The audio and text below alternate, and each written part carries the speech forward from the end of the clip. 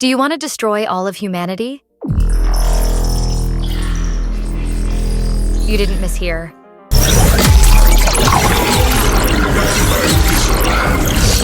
Arcane will free us, and I am its head. Probably most people would say no to this, but let me rephrase the question.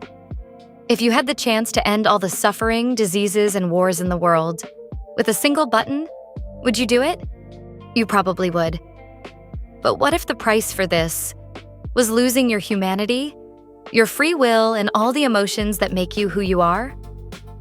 If we want to understand where a human soul is shaped, we must first look at the soil upon which that soul fell. We must see the seeds of thought deep within its soul, and by whom these seeds were planted, how they grew silently, and how they took over the body. In this video, we will examine Viktor's glorious evolution and his struggle to save humanity through the eyes of the ancient world's greatest Stoic thinkers. What we will discover is this. While trying to save the world, Viktor actually destroyed the most fundamental thing that makes a human being human. So what exactly was it that he destroyed? In Zaun, air is not a breath. It is a punishment. The locals here call it the gray. With every breath that fills your lungs, you taste rust, sulfur, and chemical waste. The dust, dirt, and toxic waste accumulating inside your mouth suffocate your breath even further. When you lift your head up, there. Not too far away, you can see the luxury and wealth. Piltover, the representative of the technological revolution and, according to most, civilization. While Piltover's factories produce wealth up above, the toxic fumes of those factories settle into the streets of Zaun. Poverty, brutality, and blood turned people into monsters. So was the blame on the people born there, or on the reasons that pushed them into this savagery? Seneca, Stoic philosopher, used to say that nature created everything in a balance. Yet, Zaun is the most concrete proof of how man massacres nature with his own hands. Perhaps that of a few handfuls of people or of pomp and technological breakthroughs. Who is the guilty one here? The sky here is not blue. It is always painted a sickly green or a rotten purple. Sunlight does not visit here. The people of Zaun can only find their way by the flickering lights of illegally tapped neon tubes and chemical lanterns. The real tragedy is that relentless will to survive sprouting inside this savage darkness. Here, every street corner is like playing a gamble on life. Bodies mutated by chemicals, prosthetic arms merged with rusty gears. The Emperor Marcus Aurelius says, "Life is not a dance, but a wrestling match." Zaun is the very ring where that wrestling never ends, where there are no rules. Piltover's moral rules and clean laws melt away when they sink into the mud of these lower districts. There is only one law here, to keep breathing at all costs. If you were born here, a fatal disease in your lungs and a crippled leg might not mean you are very lucky, just like Viktor. Zaun is a ruthless place. If we want to understand where a human soul is shaped, we must first look at the soil upon which that soul fell. It is a system of gears where those who are not strong, cannot run, or cannot fight, are crushed. From the very first moments Viktor learned to walk, he possessed the greatest defect this city bestowed upon him, namely, a crippled leg, lungs cursed by the fumes of Zaun, a tired little body. Viktor had only a small iron cane in his hands. While his peers jumped from the rooftops of Zaun, he had to count his steps and listen to the iron sound of his cane. Epictetus, the Stoic wise slave of the ancient world, was born exactly like Viktor. His body was crippled, he was bound in chains, but his mind was freer than an emperor's. Epictetus would look at young Viktor from centuries ago and whisper, "Lameness is an impediment to the body, but not to the mind." Every time you tell yourself this, you will see that the impediment cannot stop you. Young Viktor, knowingly or unknowingly, did exactly this. He built the streets in his mind that he could not run in. He forgot the pain and weakness of his body by taking refuge in that flawless, never-erring, never-suffering world of machines. For him, Fitting a gear exactly into place was a much safer and more perfect sanctuary than being included in children's games or facing humiliation and contempt. He had been very dedicated since childhood. He was interested in machines, science, and technology, and this was encouraged by his family as well. Shortly after, he was discovered by Piltover. His talent and genius became young Viktor's ticket out of the Undercity. He was admitted to the Academy of Piltover to receive a comprehensive education and to work as the professor's assistant. Ultimately, Viktor had found a place where his genius could truly flourish. So what awaited him? Piltover's finest laboratories, unlimited materials, academic recognition. Viktor welcomed this opportunity with pure excitement. He worked tirelessly out of a desire to help his own people and in the hope of finding a cure for his own illness. Only knowledge and virtue impressed him. Only problems waiting to be solved, and the hands that would solve them. The greatest creation of those hands was born in the laboratory here. Blitzcrank, a steam golem designed to work in the chemical spills of Zaun, a mechanical machine made of iron and brought to life. It could operate in dangerous environments without risking the lives of human workers. Viktor built it over days without sleeping. He tested it, corrected it, tested it again. And finally, Blitzcrank intervened during a real accident and saved hundreds of lives. In the smoke and soot-scented streets of Zaun, a mechanical giant was silently paying humanity's debt. This period is Viktor's purest state. Disappointment has not yet deformed him. Pain has not yet transformed him. There is only a human being there, ready to get his hands dirty, doing his duty without expecting anything in return. Cicero says, "Every living creature is naturally inclined to actions that suit its nature. The nature of man is reason and community. Therefore, the highest duty for man is to use his reason to serve his community." In Stoicism, Kathêkon means appropriate action or duty, the responsibility that every human being must fulfill according to their nature and position. Viktor displays a perfect example of Kathêkon during this period. He uses his talents for the good of society, expects nothing in return, and does not get caught up in results. He just does it. This aligns almost exactly with the Stoic understanding of the highest virtue. Viktor saved hundreds of lives, but what did he get in return? Betrayal. Professor Stanwyck was a researcher working with Viktor. He had published years of Viktor's research, the theories he developed, and the design architecture of Blitzcrank, all of it, under his own name. Piltover's academic circles applauded this innovation, but the name being applauded was not Viktor. Viktor took his protests to Jace. Jace was Viktor's only friend at the Academy, or so Viktor thought until this incident. Jace was the rising star of Piltover at the time, someone who had directly witnessed Viktor's work and knew the truth. But he remained silent. Viktor could never understand why. The official authorities rejected Viktor as well. The documents bore Stanwyck's name, which was enough for them. He was made invisible by the institutions to which he had dedicated his years. He had already been alone with his machines since childhood. Now he was completely left alone. This pain was no ordinary disappointment. It was the kind of pain that penetrated deep into Viktor's belief system and left a permanent scar there.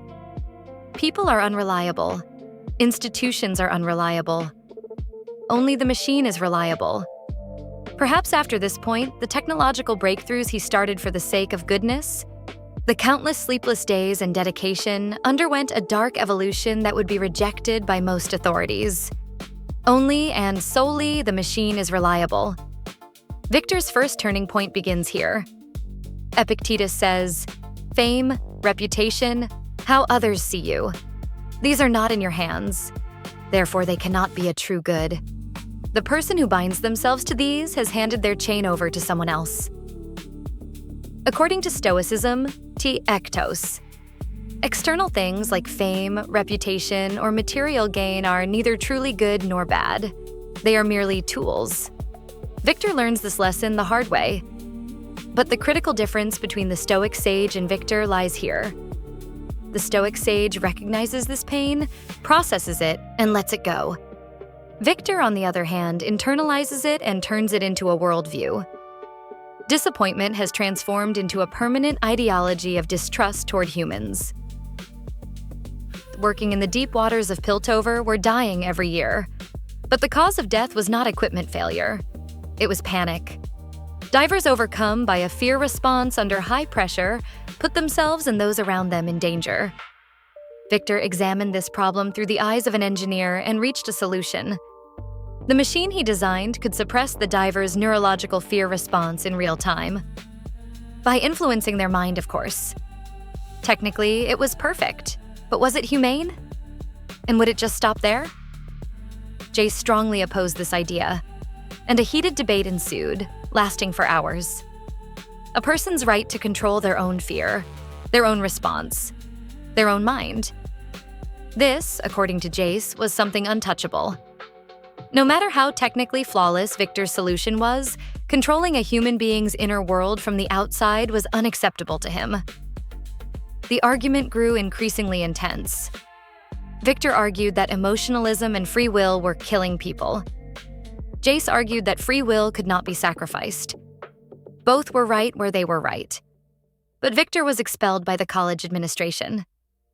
This time, what was blamed was not just an idea, but the very essence of Viktor's identity. Some things are in our control and others not. Things in our control are opinion, pursuit, desire, aversion, and, in a word, whatever are our own actions. Things not in our control are body, property, reputation, command. And in one word, whatever are not our own actions, but our inner world, that is ours. And that is what is untouchable. The most sacred principle of Stoicism is Prohairesis, one's own inner freedom, one's own sphere of will. According to Epictetus, this is the only thing that no one can take away from a person, even if they are a slave. Viktor wants to take exactly this away from others. What is alarming is that Viktor wants this not for evil, but for good. The purity of intention cannot cleanse the violation of method. This is the clearest answer Stoicism would give to Viktor. After his expulsion, Viktor returned to Zaun. He didn't speak to anyone or see anyone for weeks. He sat alone in the darkness of his laboratory and thought. This thinking process was not a silent depression.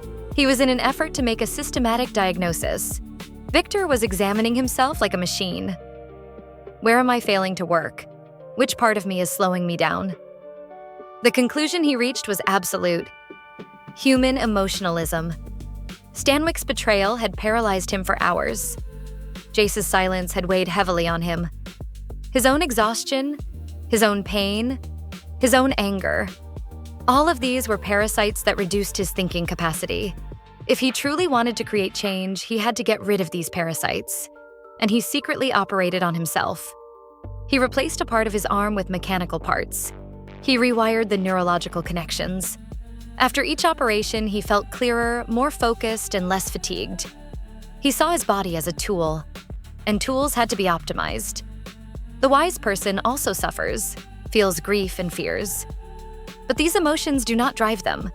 They are like a rock standing above the waves. The waves crash, but the rock does not move. Apatheia is not being dead. It is being the master of emotion. Stoic doctrine of Apatheia. Stoic Apatheia aims not to eliminate emotions, but to be their master. Marcus Aurelius suffered. He writes this repeatedly in his journals. But these pains did not govern him. Viktor does the exact opposite. Instead of managing emotions, he physically tears them out. This represents not Stoic wisdom, but a pathological caricature of it. Managing emotion is a virtue. Destroying emotion is a defect. Freely building the common good on the streets of Zaun, Viktor began to turn into a legend. He repaired accident victims.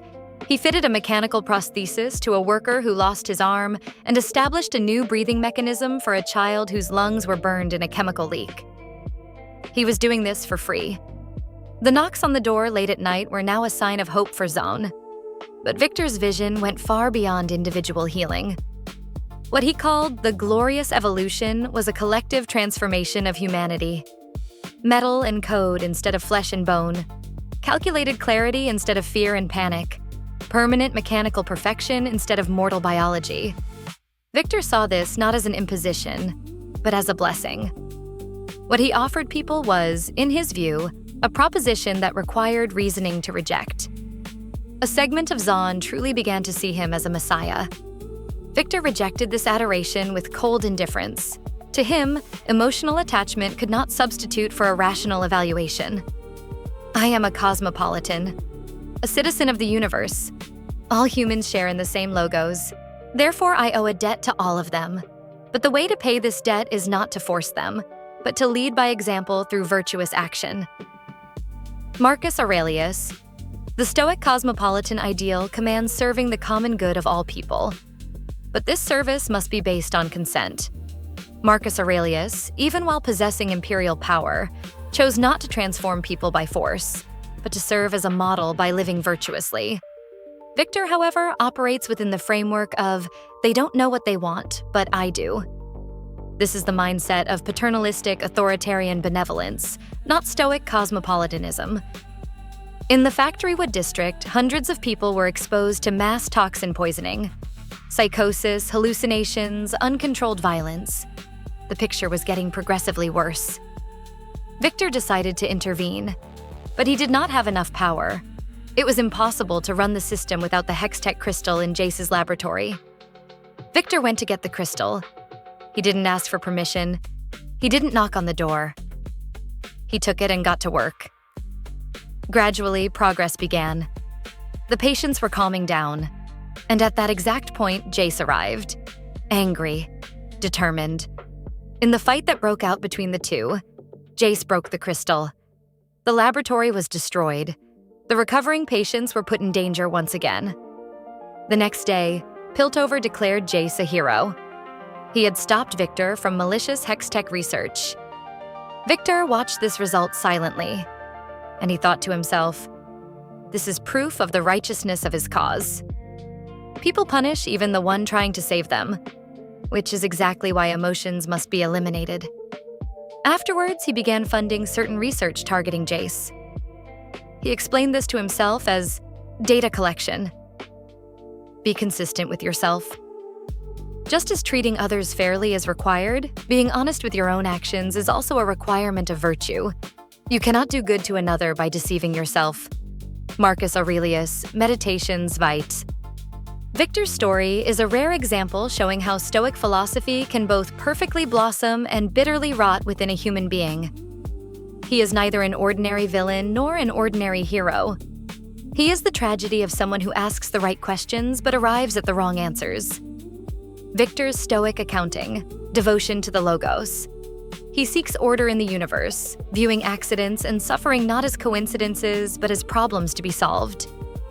This completely aligns with the Stoic understanding of reason. Independence from external goods. He is not destroyed when his glory is stolen, nor does he give up when he loses his reputation. His commitment to his goal never surrenders to any external factor.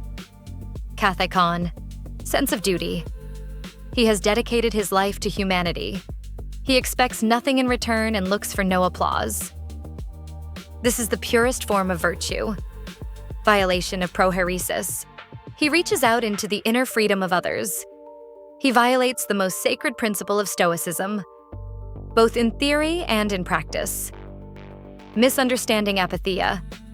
He chooses to destroy emotions instead of managing them. He fails to see the difference between Stoic wisdom and mechanical coldness. Collapse of self-honesty.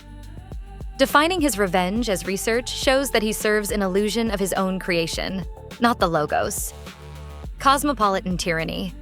Imposing the common good without consent transforms Stoic cosmopolitanism into a paternalistic dictatorship. He worships reason so much that he forgets reason also requires a heart. He learns Stoicism halfway and thinks he has learned it completely. This in itself is the profoundest misconception. What would you have done if you were in Viktor's place? Let us know in the comments so we can discuss it. Stoic philosophy. It guided the emperors of the known world in its time. From Rome to our world, and from there to the past. Until we meet again. Take good care of yourself.